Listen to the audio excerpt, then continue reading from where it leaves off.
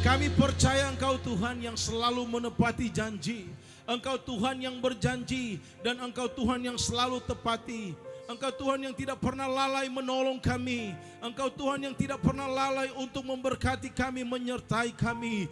Dan kami ada sampai dengan saat ini oleh karena anugerah Tuhan. Dan kami mau katakan dengan iman kami, penyertaan Tuhan Yesus Kristus sempurna bagi kami. Terima kasih Tuhan, di ibadah kedua ini di Gereja Betani Indonesia Jemaat THB, kami kembali mau mendengarkan akan kebenaran firman Tuhan. Kami mau duduk sehidangan dengan firman-Mu. Kami mau belajar dan kami mau diajar dengan kebenaran firman Tuhan. Oleh karena itu ya Tuhan, kuduskanlah kami dengan kebenaran. Karena firman-Mu adalah kebenaran. Hamba-Mu hanya memperkatakan firman-Mu saja, sesuai apa yang menjadi pesan Tuhan untuk disampaikan saat ini.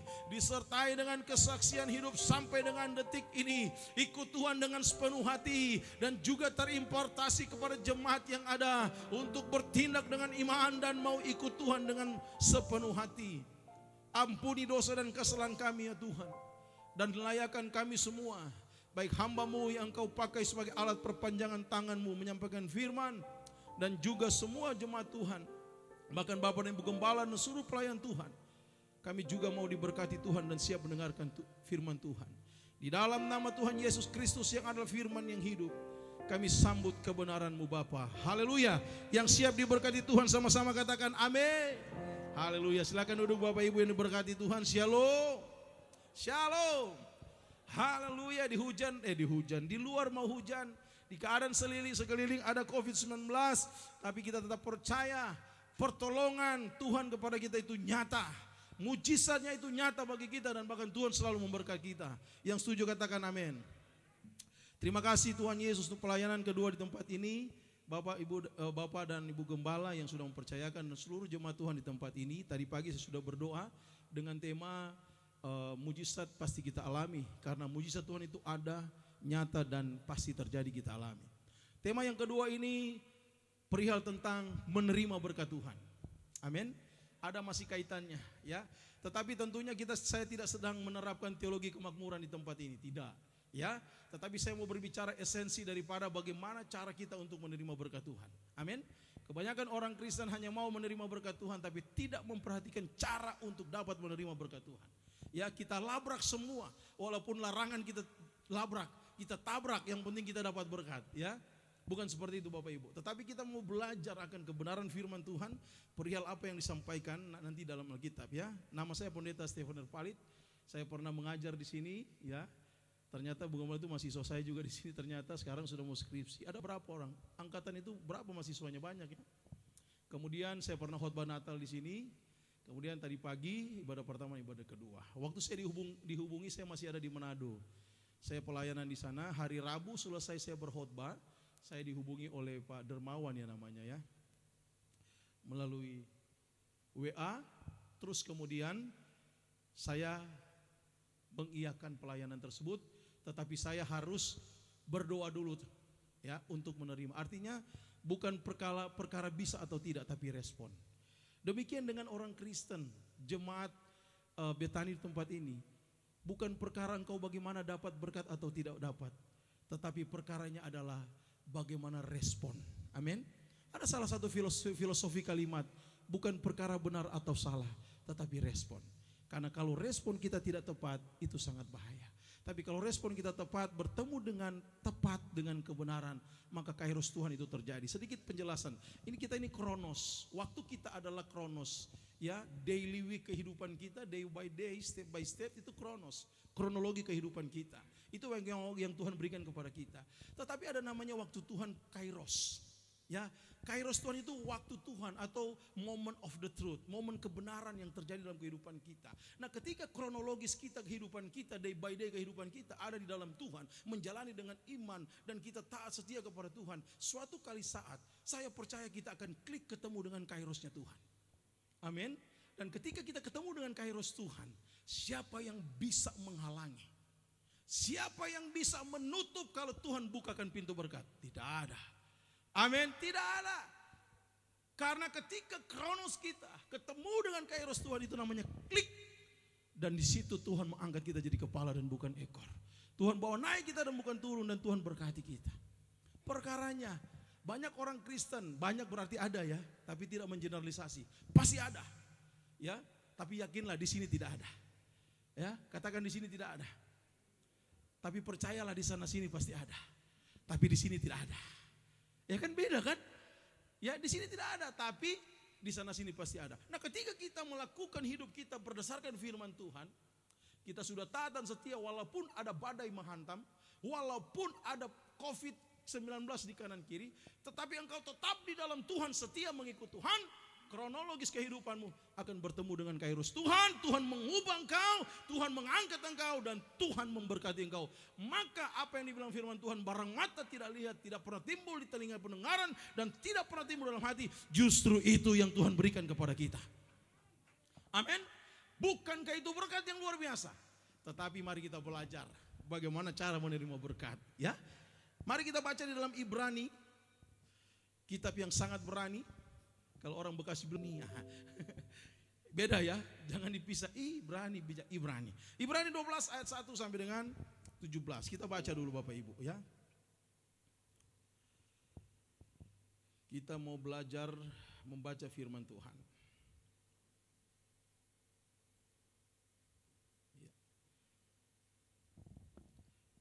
Tetapi saya hanya membaca ayat yang menjadi perenungan ini, ayat 17.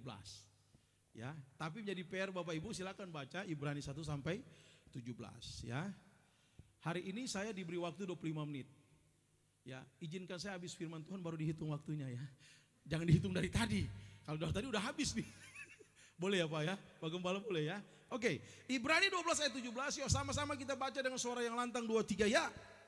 Sebab kamu tahu bahwa kemudian ketika ia hendak menerima berkat itu, ia ditolak sebab ia tidak beroleh kesempatan untuk memperbaiki kesalahannya, sekalipun ia mencarinya dengan mencucurkan air mata. Amin. Diberkatilah setiap kita yang membaca firman Tuhan, mendengarkan firman Tuhan, terlebih mau mengambil komitmen untuk melakukannya dalam kehidupan kita sehari-hari. Bapak Ibu yang diberkati Tuhan, menerima berkat Tuhan. Dipastikan setiap orang Kristen mau yang namanya berkat Tuhan. Yang setuju katakan amin. Bahkan kita selalu mencari berkat Tuhan, mengejar berkat Tuhan. Padahal yang kita kejar jangan berkatnya. Tadi pagi saya katakan mujizat Tuhan itu ada, nyata dan terjadi. Jangan kejar mujizat, tapi carilah Tuhan, kejarlah Tuhan. Amin. Sebagai perbandingan ayat, mari kita baca di dalam Matius 6 ayat 33. Yang menjadi komparasi dalam renungan ini supaya kita mendapatkan berkat. Apa yang harus kita lakukan? Matius 6 ayat 33 berkata begini. Tetapi carilah dahulu kerajaan Allah dan kebenarannya, maka semuanya itu akan ditambahkan kepadamu. Ternyata yang benar adalah carilah dahulu kerajaan Allah dan kebenarannya. Ada di mana kerajaan Allah?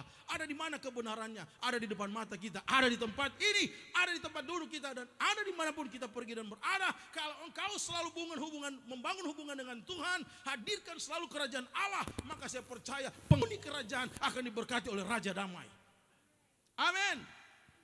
Bukankah kita ini penghuni kerajaan Allah yang tadinya sudah tercerai-berai, dan kemudian Allah turun ke dunia berinkarnasi menjadi manusia seutuhnya. Untuk apa? Mengembalikan saya dan saudara ke habitat kita yang asli, yang bernama keluarga kerajaan Allah, yang sudah tercerai-berai masuk ke keluarga kerajaan iblis. Tapi oleh karena kasih karunia Allah, kata Efesus 2 ayat 8-9, itu bukan oleh karena kekuatan gagahmu, pekerjaanmu dan lain sebagainya, tapi oleh karena kasih karunia Allah. Dan dengar baik, saya dan saudara harganya bukan berapa ratus juta, tetapi tidak bisa dibayar dengan uang, karena harga kita adalah darah Kristus. Darah Kristus yang sudah menembus saya dan saudara. Oleh karena itu harus wajib kita lakukan, cari dahulu kerajaan Allah supaya kita diberkati Tuhan. Dan perkataan ini adalah mengandung arti begini. Berarti kita sudah punya. Amin. Kita sudah punya. Sebab dikatakan Matius 6 ayat 33, tapi carilah dahulu kerajaan Allah dan kebenarannya, maka semuanya itu akan ditambahkan kepadamu. Perhatikan garis bawahi, ditambahkan kepadamu. Berarti hanya ditambahkan. Berarti yang inti kita sudah punya. Katakan amin. Apa yang inti? Halo? Halo? Keselamatan itu yang sudah Tuhan berikan kepada saya dan saudara. Jaminan kepada kita. Amin. Itu yang sudah Tuhan berikan kepada saya dan saudara. Dan apabila kita terus mencari Tuhan, Dia akan menambahkan. Apa yang ditambahkan? Harta, tahta, pangkat, dan lain sebagainya. Jabatan, pokoknya apapun. Tuhan tinggal tambahkan kepada kita. Berarti itu bukan domain. Bukan domain kita. Yang setuju katakan amin. Itu domain Bapa. Lakukan saja hal-hal yang baik dalam kehidupanmu. Maka engkau akan diberkati. Tetapi apa yang dikatakan, saya hitung dulu, 5, 10, 15, 5. Berarti jam 10 lewat 5 baru selesai. Ya kayak tadi Pak ya, jangan sampai lewat ya. Nah, Ibrani berkata begini, sebab kamu tahu. Nah, perhatikan kata kamu tahu. Ini bisa to everyone. Dan juga ini hanya khusus untuk orang percaya, betul tidak? Ya. Dan konteks yang kita baca ini adalah untuk saya dan saudara. Ya. Sebab kau tahu bahwa kemudian ketika ia hendak menerima berkat, itu ia ditolak. Wow. Bapak Ibu, ternyata ada di antara orang Kristen yang akan ditolak untuk menerima berkat. Itu bukan perkataan saya, tetapi perkataan firman Tuhan. Sebab ia tidak beroleh kesempatan untuk memperbaiki kesalahannya. Sekalipun ia mencarinya dengan mencucurkan air mata. Perhatikan kalimat memperbaiki, tidak sempat memperbaiki kesalahannya. Berarti di situ ada dosa. Betul tidak? Oleh karena itu dosa harus diakui. Agar engkau tidak ditolak untuk menerima berkat. Katakan itu bukan saya. Ayo dong. Orang berdosa semua dong. Katakan itu bukan saya. Tapi kadangkala saya berdosa. Hai, halo. Katakan itu bukan saya. Tapi kadangkala saya melakukan dosa. Oleh karena itu, bertobat hari ini. Mau ayatnya? 1 Yohanes 1 ayat 9. Jika engkau mengaku dosamu, maka Ia setia dan adil akan mengampuni dosamu dan menyucikan engkau dari segala perbuatan kejahatan. Perkaranya banyak orang Kristen berteriak kepada Tuhan begini. Tuhan, ampuni saya. Titik. Tuhan, ampuni saya. Titik. Tuhan.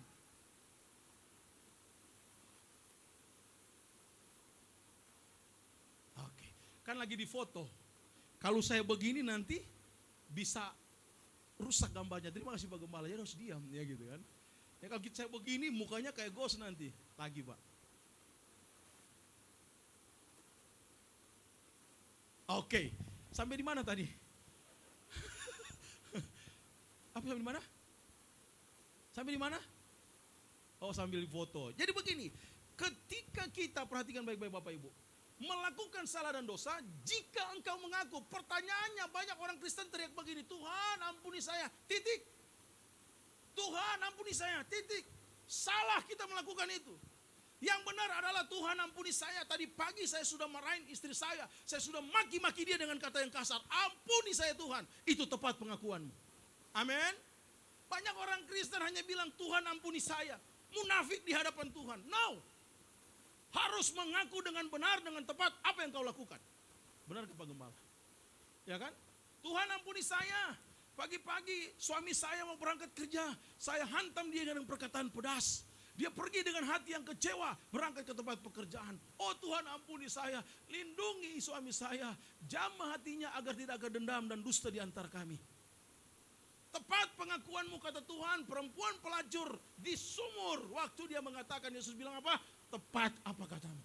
Betul tidak? Pergilah, dan jangan berbuat dosa lagi. Ketika kita datang kepada Tuhan, Tuhan bilang tepat apa pengakuanmu. Aku mengampunimu, pergilah dan janganlah berbuat dosa lagi. Engkau pergi, Tuhan berkati engkau.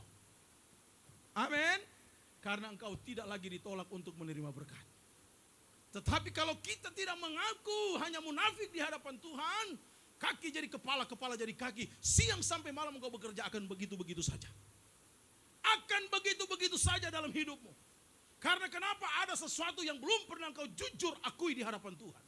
Tetapi ketika engkau jujur di hadapan Tuhan, perhatikan baik-baik, Roh Kudus mengingatkan kita pagi hari ini.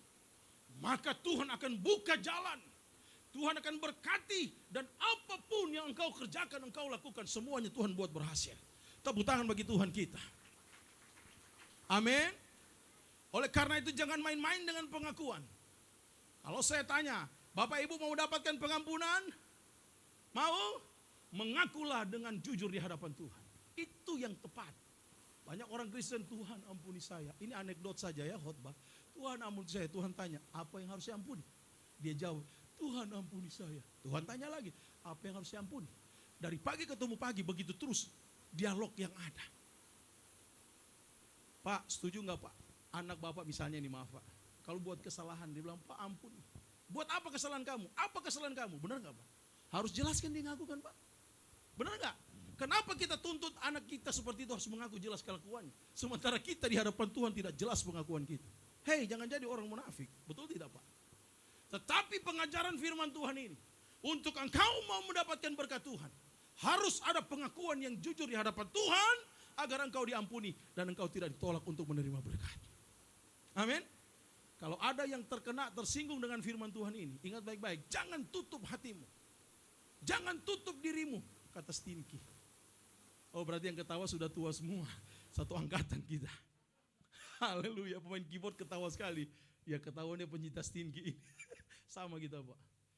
Saya mau katakan kepada kita, jangan tutup hatimu. Kalau ada yang tersinggung dengan firman Tuhan ini, dengar baik, firman Tuhan tidak pernah menyinggung. Tapi firman Tuhan itu sifatnya menegur. Betul? Dan memperbaiki kesalahan kita. Jadi kalau ada yang seperti kena singgung, dengar, Roh Kudus sedang ketuk pintu hatimu. Hari ini kalau ada yang seperti itu, ingat, pintu hati tidak ada gagang dari luar. Gagangnya ada di dalam. Berarti yang buka siapa? Yang buka siapa? Diri sendiri yang harus buka pintu hati itu. Dan katakan, please welcome into my heart, Lord Jesus. Please forgive me. Masuklah ke dalam hatiku dan ampuni saya Tuhan. Tepuk tangan bagi Tuhan kita. Itu berarti engkau siap untuk diberkati Tuhan. Katakan sama-sama, saya siap diberkati Tuhan. Mazmur 38 berkata, dari Tuhan datang pertolongan, berkat-Mu atas umat-Mu. Dari Tuhan datang pertolongan. 2 kali praise and worship di tempat ini saya ingat, saya menyembah tadi dahsyat. Lagunya pertolongan berkat-berkat Tuhan. Itu dahsyat, tidak sembarangan. Dan ini connect dengan khotbah. Baik pertama, ibadah pertama dan kedua. Dan saya percaya, inilah kairos Tuhan mempertemukan dengan kronos kita. Amin. Jangan tutup mata hatimu. Jangan tutup dirimu. Open the door, open your heart. Bukalah hatimu dan katakan, yes, aku berdosa, aku melakukan kesalahan. Ampuni saya Tuhan. Dan jangan tolak saya Tuhan untuk menerima berkat-Mu. Amin. Haleluya. Bapak Ibu yang diberkati Tuhan. Tema kita kali ini perihal tentang menerima berkat Tuhan. Ini merupakan hal yang sebenarnya bagi Tuhan sepele untuk Dia berkati kita, betul gak Pak? Ya. Tetapi bagi orang Kristen ini besar. Besar maknanya bagi kita. Sebab kalau pendeta gemuk dia bilang, paling perpuluhannya itu buat makan-makan babi semua. Kalau gembalanya kurus kering, tuh kan, itu berdosa itu gembala itu. Kena kutuk jangan-jangan. Serba salah menjadi gembala jadi pendeta. Tapi dengar baik, engkau hidup jangan apa kata orang, tapi engkau harus hidup apa kata firman Tuhan. Kalau firman Tuhan bilang mengaku dosamu, akui, maka engkau diberkati. Karena kita hidup bukan karena melihat, tapi kita hidup karena percaya kepada Tuhan Yesus Kristus. Jemaat di tempat ini, gereja di tempat ini, hidup bukan karena apa kata orang. Kalau kita hidup apa kata orang, nyandak berdiri, itu bahasa Manado. Tidak berdiri gereja Semangga ini di tempat ini. Saya 3 kali datang sini selalu saya akui. Lihat dari depan gerejanya, wah ini kok gereja begini. Tapi coba masuk ke dalam, hei hati-hati. Di dalam Tuhan sudah ciptakan kenyamanan yang ada. Kemegahan dalam beribadah. So welcome jemaat, datang di tempat Tuhan yang diberkati ini. Karena di sini ada berkat Tuhan. Sama-sama dengan saya katakan, di sini ada berkat Tuhan. Lagi di sini rumputnya hijau. Di sini airnya tenang. Untuk apa ke sana lagi? Untuk apa di tempat lain lagi? Saya mau bilang kepada kita. Banyak orang Kristen bergereja cuman pengen cari-cari berkat. Pas dia datang di gereja, nggak nyaman saya di situ. Segini nggak nyaman. Halo. Please deh jangan-jangan kita yang salah dalam melihat. Tetapi jangan terbuai dengan kenyamanan sehingga kita tidak pernah mengaku dosa. Salah. Harus terus mengaku dosa agar kita tidak ditolak. Amin. Amin. Saya terlalu yakin dan percaya Bapak Gembala dan Ibu dan semua pelayan Tuhan selalu mendoakan jemaatnya. Demikian sebaliknya. Jemaat mendoakan para gembala dan seluruh para pelayan Tuhan. Dan saya percaya kita sama-sama akan diberkati. So, menurut Ibrani 12 ayat 17 atau 1 sampai dengan 17. Bagaimana cara kita untuk dapat menerima berkat Tuhan? Ya, yang pertama, untuk kita dapat menerima berkat atau cara kita dapat menerima berkat Tuhan, yang pertama adalah akui dosamu, buang segala perbuatan dosamu dan beban-beban kesalahan masa lalumu. Buang semua itu. Amin. Komparasi ayatnya 2 Korintus 5 ayat 17. Jadi barang siapa yang ada dalam Kristus, dia adalah ciptaan baru. Yang lama sudah berlalu, yang baru sudah datang. Amin. Konsep kekristenan adalah jangan pernah lagi engkau mengingat masa lalumu, karena yang lama sudah berlalu. Stephen Palit yang lama sudah berlalu. Stephen Palit yang baru sudah ada di dalam Tuhan dan Tuhan pakai menjadi pengkhotbah, bahkan dosen yang mengajar. Yang lama sudah berlalu jangan pernah dilihat lagi dan diungkit-ungkit, tetapi sebaliknya hiduplah sebagai ciptaan baru di dalam Tuhan yang selalu siap menerima berkat Tuhan. Amin. Kata ciptaan baru memakai kata koineketesis dalam bahasa asli bahasa Yunaninya, yang artinya adalah the new creature. Bukan telinga yang baru, bukan tangan yang baru, bukan kaki yang baru, bukan mata yang baru, tetapi eksistensi hidupmu itulah yang baru. Mulutmu mungkin biasa mengucap kata-kata yang kotor, ketika hidup baru dalam Tuhan penuh dengan firman Tuhan. Itu maksud firman Tuhan sebagai the new creature atau ciptaan baru. Amin. Di sini banyak mahasiswa teologi pasti paham yang saya sampaikan ini. Kalau kita masih hidup dengan cara yang lama, dengar baik, kita akan menghalalkan segala cara untuk mendapatkan berkat dalam tanda petik.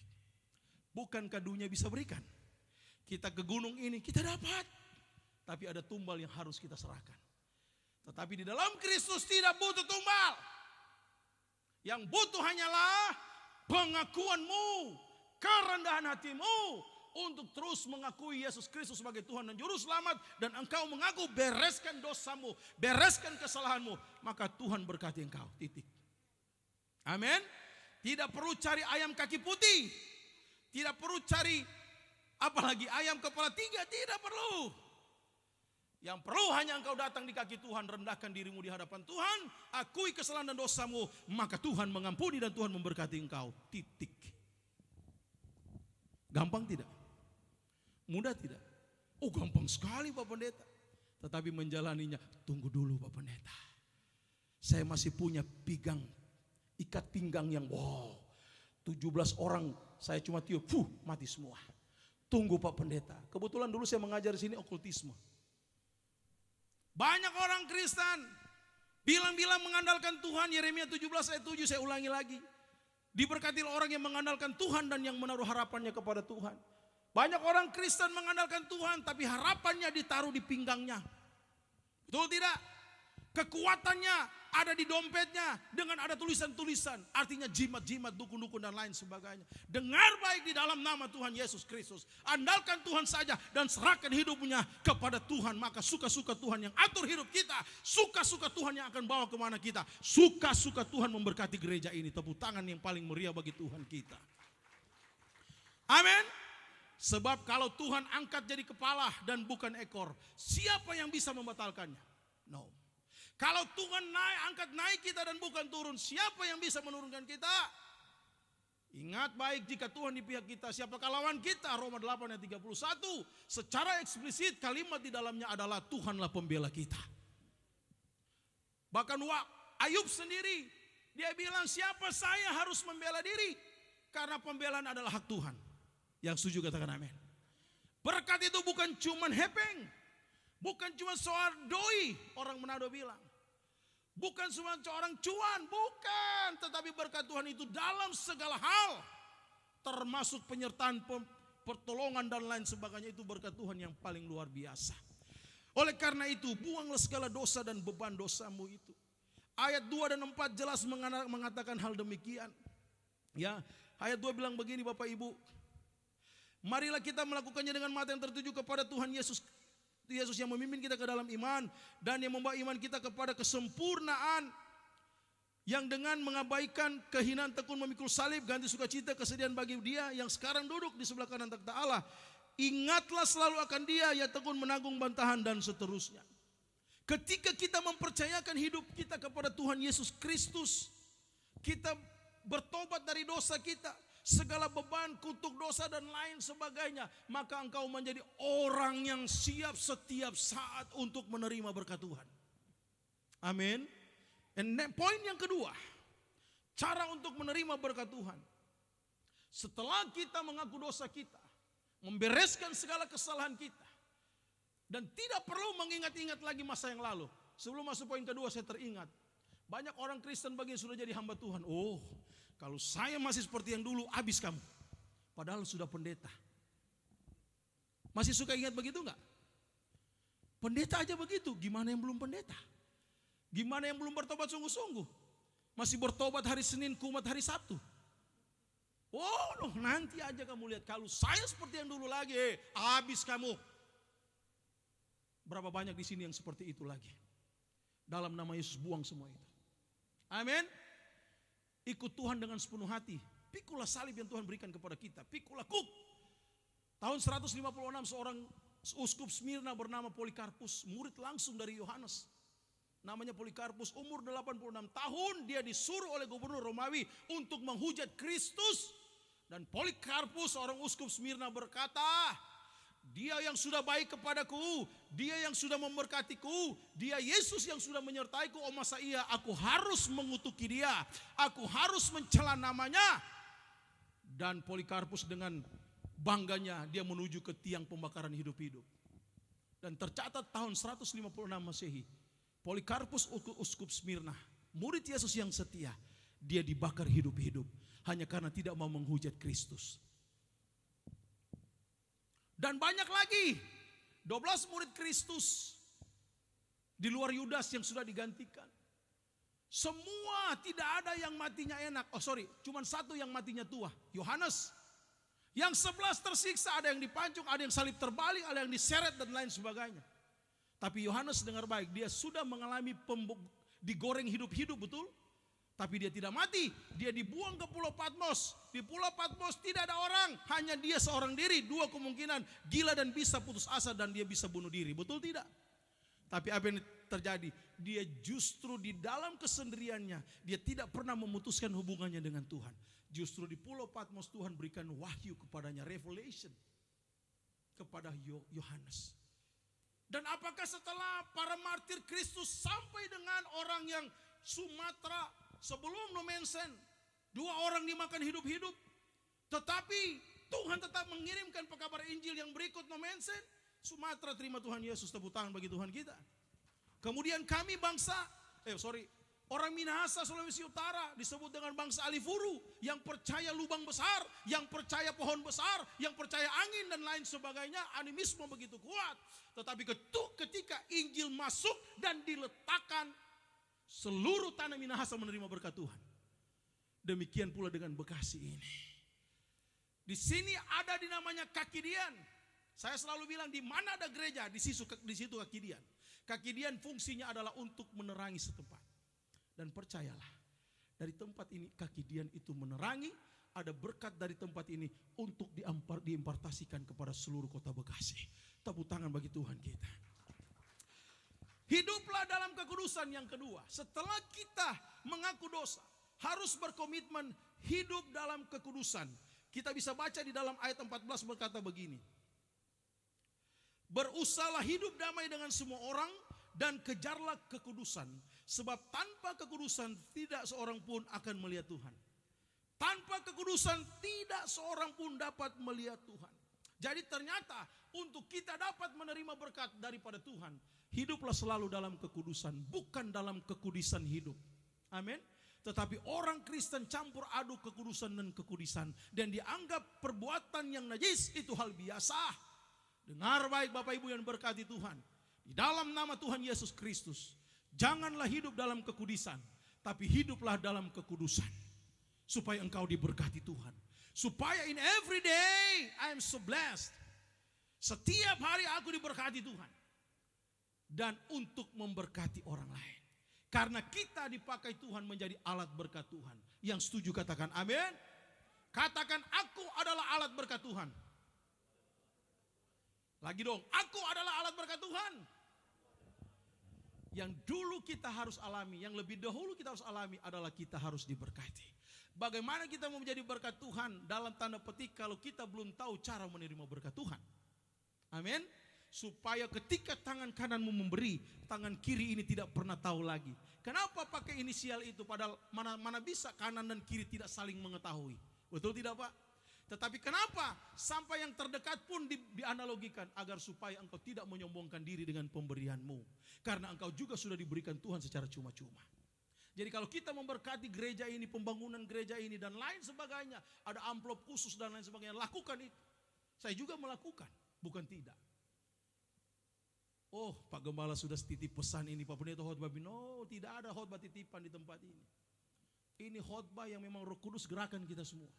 Amin. Amin. Untuk dapat berkat Tuhan, hiduplah dalam kekudusan. Dan yang terakhir, ya, yang terakhir Bapak Ibu yang diberkati Tuhan, supaya kita dapat menerima berkat Tuhan. Ya. Ini penting sekali. Persiapkanlah dirimu sebagai seorang yang memang berkapasitas untuk menerima berkat. Amin. Gimana caranya? Contoh. Harusnya kita sudah dapat berkat hari ini. Tapi hari ini kita hidup tidak sesuai dengan apa yang Tuhan kehendaki. Padahal sudah hidup, sudah minta ampun ke Tuhan. Betul nggak Pak? Hidup dalam kekudusan, tapi ada celah yang dia buat. Celah ini yang sangat berbahaya yang bisa dimakan oleh iblis. Sebab iblis bagaikan singa yang mengaum-ngaum, bisa siap menerkam, siap memakan kita. Menerkam, memakan kita. Contoh, Bapak Ibu kalau ada kertas putih, saya kasih titik spidol di tengahnya. Titik kecil, terus saya angkat. Misalnya begini. Apa yang Bapak Ibu lihat? Pasti semua sepakat yang akan dilihat kertas putih. Tidak akan pernah lihat fokus kepada titik spidol hitam yang kecil. Betul tidak? Pasti itu saya pastikan. Saya pastikan. Karena saya sudah berapa kali dalam seminar menganalogikan itu. Tetapi titik putih kecil, titik hitam kecil di kertas putih itu. Coba kita taruh spidol tanpa putus dan kita oret-oretkan seperti spiral.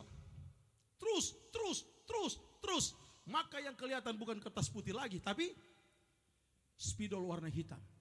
Demikian dengan kekristenan, apabila ada titik celah dalam hidupmu, itu jangan pandang enteng. Itu jangan anggap remeh. Karena celah itulah yang akan diobok-obok oleh iblis. Sehingga menjadi lubang yang besar dalam kehidupan kita. Dan kita tidak bisa bangkit lagi. Akhirnya terpuruk, jatuh ke dalam dosa yang lebih fatal. Amin. Jadi kalau mulai ada titik celah di dalam hidup kita, langsung bilang, dalam nama Yesus Tuhan ampuni saya. Dalam nama Yesus Tuhan saya sudah berbuat dosa dan kesalahan. Sehingga iblis tidak akan sempat mengobok-obok celah yang kecil itu untuk merusak sehingga menjadi lubang yang besar. Amin. Contoh nih. Ketika angin sepoi-sepoi orang bisa terlelap. Betul tidak? Jadi tidak butuh angin yang besar. Justru hanya angin sepoi-sepoi bisa jatuh dari atas pohon. Ya kan? Demikian dengan kekristenan. Jangan biarkan celah kecil sedikit pun ada dalam hidupmu. Celah kecil itu apa? Pertama, saya kasih contoh biar dekat dengan kita, kehidupan kita. Bangun pagi, dengar baik. Yang dicari bukan Tuhan tapi HP yang dicari. Untuk update status. Tuh tidak? Pagi-pagi masih mending update status. Tapi kalau kepoin status orang. Ini yang terjadi. Saya mau cari dia. Tuh kan? Aduh, langsung dia capture dan dia kirim ke grup-grup. Itu tetangga saya. Aduh. Ya Tuhan. Padahal Tuhan pagi-pagi sudah mau kasih berkat. Tiba-tiba, oh begitu cara kamu. Enggak jadi diberkati. Oleh karena itu yang suka kepoin status orang, saya akan bawa masuk ke grup kepoers. Ada grup WA kepoers, khusus orang-orang yang kepoin. Tetapi lebih baik kita kepoin firman Tuhan. Setiap hari kita kepoin firman Tuhan, setuju? Setuju? Sehingga tiap pagi kita bangun cari firman Tuhan yang dikirimkan Pak Gembala di grup WA Gereja Betani Indonesia THB. Amin. Saya melakukan itu Bapak Ibu. Lebih baik kita kepoin firman Tuhan agar ada berkat. Tuhan sudah siapkan berkat. Bukan HP maksudnya, berkat. Punya berkat apa aja deh. Ya, sudah siap. Bangun pagi kita bina hubungan dengan Tuhan. Intimate worship with God. Ada keintiman dengan Bapa di dalam pujian dan penyembahan. Waktu kita menyembah berdoa, Tuhan bilang, aduh anakku ini luar biasa. Hatinya tulus. Tidak ada yang bisa halangi kalau Tuhan berkati kita. Amin. Dan hari itu, I am so blessed. Aku diberkati. Dan lagunya pun, aku diberkati. Apa sih lagu itu? Begitu, pokoknya begitu. Satu hari lagunya itu, kesandung batu, pupuk. Enggak peduli. Karena kenapa? Sukacita Kristus melingkupiku. Amin. Yang ketiga yang saya katakan tadi adalah, siapkan dirimu sebagai suatu pribadi yang kapasitas hari itu siap menerima berkat. Amin. Karena bisa saja kita sudah hidup dalam Tuhan, tetapi kita membuat celah. Celah apa lagi? Melihat orang dengan cara pandang kita. Nah benar tuh bapak itu. Sombong banget. Sepatunya mengkilap di semir. Dia mau petantang-petenteng di gereja ini. Padahal memang begitu sepatunya. Kita aja yang ngeras pikiran kita, betul tidak? Tuhan sudah mau berkati. Ya gak jadi lagi. Karena kenapa? Kata firman Tuhan, ia ditolak untuk menerima berkat. Dan siapa yang menolak kita? Bukan Tuhan, tapi kita sendiri yang tidak berada dalam kapasitas untuk menerima berkat. Katakan dengan jujur, itu bukan saya. Semakin berkurang yang mengatakan. Lagi dengan kencang, 1, 2, 3. Hari ini Bapak Ibu diberkati Tuhan. Tepuk tangan yang paling meriah bagi Tuhan Yesus.